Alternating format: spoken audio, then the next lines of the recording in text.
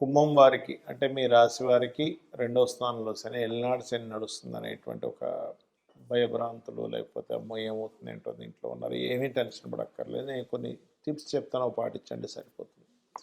First of all ఇక్కడ 12వ అధిపతి 11వ అధిపతి అవుతాడు, సారీ లగ్నాధిపతి 12వ అధిపతి అవుతాడు శని మీకు అయ్యి 2లో ఉన్నాడు. అంటే ఏంటి, ఇన్వెస్ట్మెంట్స్ మనీ ఎక్కడైతే మనీ పెడతామో ఫలానా ఇన్వెస్ట్మెంట్ చేసి లేకపోతే విదేశాలకు వెళ్ళి ధనం సంపాదించాలని ప్రయత్నం చేస్తుంటామో ఇవి అనుకూలిస్తూనే కొంతవరకు స్ట్రెస్ కూడా ఇస్తాడనే విషయం గుర్తుపెట్టుకోండి మీరు ఇక్కడ. అలాగే మీరు ఎప్పుడు కూడా ఇలాగ 12వ అధిపతి 2లో ఉన్నప్పుడు తోబుట్టు వరుస వారితో మీరు ఏదైతే ఇన్వెస్ట్మెంట్స్ చేయిస్తూ వాళ్ళతో మీరు ఏదైతే కలిసి చేస్తారో పర్టికులర్గా ఈ యొక్క అంశాల్లో చాలా చాలా జాగ్రత్తగా ఉండాలి. అయితే 2 శని ఎప్పుడు కూడా మీకు గృహ వాహన సంబంధించినటువంటి విషయంలో అనుకూలతనిస్తాడు, గుర్తుపెట్టుకోండి. 2 శని విద్యా సంబంధించిన విషయాల్లో కూడా మనం అనుకుంటాం శని కదండి, అట్లా కాదు. కాకపోతే కంటి స్థానంలో దృష్టి స్థానంలో ఉన్నాడు కాబట్టి కాస్త నైట్ టైం ఫోన్స్ చూడటము, అదేవిధంగా ఎక్కువసేపు చదువుతున్నప్పుడు కళ్ళు లాగుతుంటాయి కుంభం వారికి, గుర్తుపెట్టుకోండి. అయితే ఇక్కడ సంతానం విషయంలో అనుకూలత మరియు లోన్స్ లభించడము, ఉద్యోగ సంబంధించినటువంటి విషయంలో అనుకూలత, ఇన్సూరెన్సెస్ మూలంగా కలిసి రావడం కూడా 2లో ఉండేటువంటి శనిస్తాడు, గుర్తుపెట్టుకోండి కుంభం వారికి ప్రత్యేకంగా. అయితే ఇక్కడ మీ యొక్క జీవిత భాగస్వామికి అది అష్టమ శని అవుతూ ఉంటుంది కుంభం వారికి. కాబట్టి వారు ఏదైనా కాస్త వాహనం మీద వెళ్ళేటప్పుడు కానివ్వండి, కొంచెం ఆరోగ్య విషయంలో కానివ్వండి, కుంభం వారి యొక్క జీవిత భాగస్వామి ఆరోగ్య విషయంలో ఈ పని చేయడం వల్ల కొంత నిందలు పడతాము అనుకునేటువంటి విషయంలో కాస్త జాగ్రత్త వహిస్తూ ఉండాలి. ఇక మీరు నిత్యము చేయవలసినటువంటి దేవతారాధన ఏమిటి చూసుకున్నట్లయితే, అయితే ఇక్కడ ఈ 2లో శని ఉన్నప్పుడు సంతానం ఎప్పటి నుంచో ఉద్యోగం కోసం ప్రయత్నం చేస్తున్నారండి, సంతానానికి ఉద్యోగ అవకాశాలు లేవనుకున్నప్పుడు ఇక్కడ ఏంటంటే కుటుంబంలో 2లో శని ఉన్నప్పుడు కుటుంబంలో అది కూడా గురువు యొక్క రాశి అయినందుకు కుటుంబ సభ్యుల్లో ఎవరైతే మరలా ఎర్నింగ్ పర్సన్స్గా జాబ్స్ చేయాలనుకునే దాన్ని కూడా క్రియేట్ చేస్తాడు అక్కడ శని. అయితే మీకు ఏలినాడు శని ఉందనే విషయం ఫస్ట్ పక్కన పెట్టేసి నిత్యము కొన్ని పాటించండి, ఎటువంటి ఇబ్బంది ఉండదు. ఆలయాలకు వెళ్ళడము, ఎక్కువగా వాకింగ్ ఎక్సర్సైజ్ చేయడము, మీ యొక్క ఇంట్లో పెద్దవాళ్ళు ఉంటారు బాగా ఏజ్డ్ పర్సన్స్, వాళ్ళకి ఏదైనా వాళ్ళు ఆనందించడానికి వాళ్ళకి ఏదైనా ఇవ్వడం కొనివ్వడం ఇటువంటివి చేయండి. చండీ పారాయణం చేయండి, గోవులకు కాస్త గ్రాసము శని ఏలినాటి శని అనుకోండి, అర్ధాష్టమి శని అనుకోండి, అష్టమ శని అనుకోండి, లేదా శని మహాదశలు అనుకోండి, శని అంతర్దశలు అనుకోండి. మొట్టమొదటిగా మనం అమ్మో కష్టాలు ఇచ్చేస్తాడు, అమ్మో ఫైటింగ్ చేయాలి, అయ్యి బాబాయ్ ఏమైపోతుందో ఫస్ట్ ఈ భయం నుంచి బయటికి రండి. ఎందుకంటే ఫైటింగ్ మనమే కాదు, దేవతలు కూడా వాళ్ళు ఫైట్ చేస్తారు లైఫ్లో.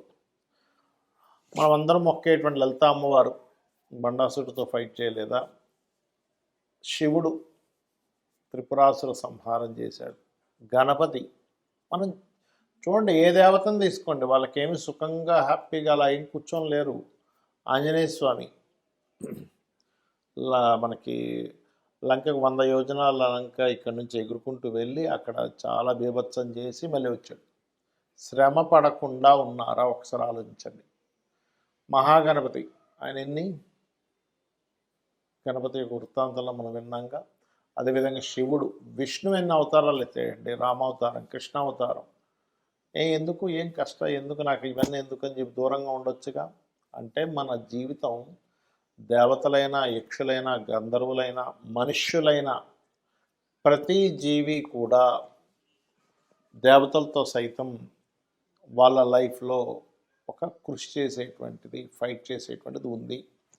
మనందరం ఏంటంటే ఫైట్కి దూరంగా పారిపోతున్నాం, అమ్మో నాకు వద్దు, అది సంసార చక్రం నుంచి కూడా దూరంగా పారిపోతున్నాం. అమ్మో నాకు పెళ్ళొద్దు, ఎవడు పడతాడు, అమ్మో నాకు పిల్లలు వద్దు, ఎవడా బాధ్యత తీసుకుంటారు, అమ్మో నాకు ఉద్యోగం వద్దు, చక్కగా నేను ఈ ఆశ్రమంకి వెళ్ళిపోతాను అని అనుకుంటున్నారు. కానీ ఇక్కడ మీరు అర్థం చేసుకోవాల్సింది ఏంటంటే ఇవన్నీ మీ యొక్క కర్మలు. శని కర్మకారకుడు. కర్మను అందించడం మాత్రమే శని యొక్క బాధ్యత. అంతేగాని శని వస్తున్నాడు అనగానే అమ్మో ఏదో అయిపోతుంది, ఏదో మునిగిపోతుంది, ఏదో అయిపోతుందని కాదు ఇక్కడ మీరు అర్థం చేసుకోవాల్సింది. శాటన్ ఆల్వేస్ టీచర్స్, అంటే మనకి ఒక విషయాన్ని నేర్పిస్తూ ఉంటాడు. మనకి చూడండి, ఏదైనా కష్టం వచ్చినప్పుడే మనకి దానికి ఇంకొక మార్గం తెలుస్తుంది. ఒక రూట్లో వెళ్తున్నాము, ఆ యొక్క రూట్లో వెళ్తున్నప్పుడు అక్కడ ఉండేటువంటి ప్రాంతం బ్లాక్ అయింది. అప్పుడు మనం ఇంకొక మార్గం గుండా వెళ్ళి గమ్యాన్ని చేరుకుంటాం. అంటే గమ్యం చేరుకోవడానికి కొన్ని ఆటంకాలు ఏర్పడితేనే మీకు మరొక కొత్త రూట్ తెలుస్తుంది. కొత్త రూట్కి వెళ్తున్నప్పుడు మీకు జ్ఞానం పెరుగుతుంది. అలాగే లైఫ్లో కూడా ఒక ఉద్యోగం పోయింది, ఇంకో ఉద్యోగం వస్తుంది. లేదా ఇంకోటి ఏదో కష్టం పడుతున్నాం, ఫైనాన్షియల్గా ఇబ్బంది వస్తుంది, అప్పుడు ఇంకో ఫైనాన్షియల్గా ఇంకెలా సంపాదించాలని తెలుస్తుంది. కాబట్టి ఏంటి, శని ఆల్వేస్ కర్మకారకుడు, లాభాలకు కారకుడు, ఉద్యోగానికి కారకుడు, ఆయుష్కి కారకుడు. ఈ పాయింట్ ఆఫ్ వ్యూలో ఆలోచించండి. శని ఎప్పుడు కూడా మనం ఎక్కువగా శ్రమ పడుతూ ఉంటే మనల్ని ప్రత్యేకంగా ఆయన ఇబ్బంది పెట్టేది ఉంటుందండి. నిత్యము మీరు పని చేసుకుంటూ ఉండండి, ఏదో ఒక పని, ఖాళీగా ఉండకుండా మీకు ఖచ్చితంగా బాగుంటుంది. అయితే శని యొక్క ప్రభావం తగ్గడానికి మీరు చేయవలసిన దేవతా ఆరాధనలు ఏంటో చెప్తాను. మీకు దగ్గరలో ఆంజనేయ స్వామి కానీ, గణపతి కానీ, లక్ష్మీనరసింహస్వామి కానీ, స్కందుడు కానీ, శక్తి ఆలయం, అమ్మవారి ఆలయాలు ఏమున్నా రోజు ఒక్కసారి వెళ్ళడం మీరు ప్రాక్టీస్ చేయండి. అంటే మీరు రోజు ఒక్కసారని వెళ్ళేసి అక్కడ ప్రదక్షిణం చేసుకొని చక్కగా అక్కడ కూర్చొని కాసేపు రాండి, మీరే చూస్తారు దాని ప్రభావం. ఎందుకంటే మన చుట్టూ ఉండే ఆరాతో సంబంధం ఉంటుంది గ్రహ ప్రభావాలు. ఎప్పుడైతే మనం ఒక పాజిటివ్ ఆరాలోకి ఎంటర్ అయ్యామో నెగటివ్ ట్రిగరింగ్ అనేది తగ్గిపోతుంది. పాజిటివ్ ట్రిగర్ అంటే మనకి ఏమంటే ఒక్కసారిగా గుడికి వెళ్తే అన్ని కష్టాలు పోతాయో కాదు, మీరు ఎలా హ్యాండిల్ చేయాలి, మీ మనసు, మీ ఆలోచనలు అన్నీ కూడా క్లియర్ అవుతాయి, గుర్తుపెట్టుకోండి. అలాగే మరొక విషయం ఏంటంటే, దీంతోపాటు మీకు దగ్గరలో గోశాలలు ఉంటే గోశాలకు వెళ్తూ ఉండండి. గోశాలలకు వెళ్ళే గోవుల యొక్క ఎనర్జీ కూడా కంప్లీట్ పాజిటివ్ ఎనర్జీ, గుర్తుపెట్టుకోండి. అదేవిధంగా దీంతోపాటు మీరు కొంచెం ఏమవుతుంటుందంటే, ఏలనాటి శని, అర్ధాష్టమి శని, అష్టమి శని, శని దశలో ఉన్నప్పుడు మనిషికి తెలియకుండానే ఒక బద్ధకము, ఒక లేజినెస్, ఒక పోస్ట్పోన్ చేయాలనే తత్వం ఇస్తూ ఉంటుంది. కాబట్టి ఒక టబ్బులో వాటర్ తీసుకొని అందులో గోరువెచ్చని నీళ్ళు తీసుకొని అందులో కాస్త కల్లుప్పు వేసి అందులో కాళ్ళు పెట్టి అట్లా కూర్చోండి కాసేపు. అది మరీ వేడి కాళ్ళు కాలిపోయే అంటే కాదు, గోరువెచ్చని నీళ్ళు. మీరు చూస్తారు, మీరు తెలియకుండానే ఒక నెగటివ్ ఎనర్జీ బయటకు పోతున్న ఫీలింగ్ మీకు వెంటనే సెకండ్స్లో తెలుస్తూ ఉంటుంది. అలాగే ఈ శని కుజులు పరస్పర వీక్షణలో ఉన్నప్పుడు మీనరాశులు శని ఉంటూ, ఈ సంవత్సరం మనకి పంచగ్రహ కూటమి 3 సార్లు వస్తుంది 2026 సంవత్సరంలో. జనవరిలో ఒకసారి, ఫిబ్రవరిలో 2 సార్లు, మరి చతుర్గ్రహ కూటమి 2 సార్లు వస్తుంది. అంటే ఎప్పుడూ కనీ విని ఎరగనటువంటిది వస్తుంది. కాబట్టి ప్రపంచవ్యాప్తంగా కనీ విని ఎరుగని వింతలు చూస్తాము. గ్రూపులుగా, అది ఉగ్రవాదులే అనుకోండి, రాజకీయ నాయకులే అనుకోండి, గ్రూప్స్గా ఏర్పడడం చూస్తాము. గ్రూప్స్గా ఏర్పడి జయాల్ని వాళ్ళు జయం పొందడం అనేటువంటి చూస్తాం. వైరస్లు చూస్తాం. అదేవిధంగా అగ్ని ప్రమాదాలు, యాక్సిడెంట్లు, అటాక్లు, ఇట్లాంటివన్నీ ఉన్నాయి. కాబట్టి మీరు ఇంటి నుంచి బయలుదేరేటప్పుడు ఎక్కువగా గుంపులు ఉండే ప్రదేశాలు ఎక్కువ తిరగకండి. ఇంటి నుంచి బయలుదేరేటప్పుడు ప్రధానంగా మీరు, ఎందుకంటే ఇది ఒక సంవత్సరం పాటు ఉంటుంది కాబట్టి మీ ఇష్టదైవాన్ని తలుచుకొని బయలుదేరండి. అమ్మవారు మిమ్మల్ని రక్షించి తీరుతుంది. అదేవిధంగా గోశాలకు వెళ్ళి గోవులకి బెల్లము, క్యారెట్స్ తినిపిస్తూ ఉండండి. చండీ పారాయణం చేయండి, చండీ వినండి.